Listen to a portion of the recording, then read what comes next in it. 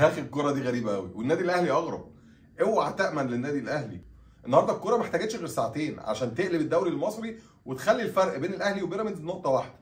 بيراميدز بتغلب 3-2 من فاركو، والنادي الاهلي بيكتسح حرس الحدود 5-0 في مباراة كانت ممكن تخلص 15. عماد النحاس النهارده لاعب 4-2-3-1، طريقه النادي الاهلي الكلاسيكيه. امن خط الوسط بمروان والسوليه وقال لطاهر وبن شرقي وامام عاشور ساعدوا امام ابو علي انا عايز الماتش ده، ولقينا محمد هاني بيطلع واحمد نبيل كوكا بيطلع والكل عايز الماتش ده لازم ناخده. بيراميدز لسه خسران من ساعه، ولما الاهلي كسب 5-0 بقى الفرق نقطه واحده، والضغط اتقلب. الضغط بدل ما هو كان على النادي الاهلي الضغط بقى على بيراميدز، الفريق الجديد اللي مش واخد على اللعب تحت ضغط، مش واخد على الدبدبه بتاعت النادي الاهلي وراه.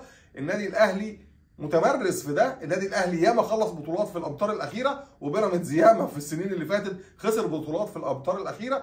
الامر اللي بيخلينا احنا كجمهور النادي الاهلي متفائلين جدا ان الدوري ده بتاعنا. وخد بالك الريمونتادا دي ممكن تجيب مشاكل صحيه لناس كتير جدا موجودين معانا في هذا الوطن الحبيب. قائنا الموجودين على الجانب الاخر من النهر، لو حصل السيناريو اللي انا هقول لك عليه ده ممكن يجرى لهم حاجه. النادي الاهلي ياخد الدوري، صن داونز ياخد افريقيا، وبيراميدز ياخد الكاس. ساعتها هم هيتاكدوا ان بيراميدز خد مكانهم رسميا. عندنا تحفظات على بعض اللعيبه، ولكن دلوقتي المطلوب مننا ان احنا نضغط على بيراميدز اكتر ما نضغط على لاعيبتنا. لاعيبتنا واضح جدا انهم عندهم رغبه في مصالحه الجمهور، واحنا هنديهم فرصه يصالحونا. احنا مش هنتصالح غير بانك تاخد الخمس ماتشات اللي جايين ماتشات كؤوس، 5 ماتشات ب5 فوز ب15 نقطه، وسيب الباقي على جمهور الاهلي.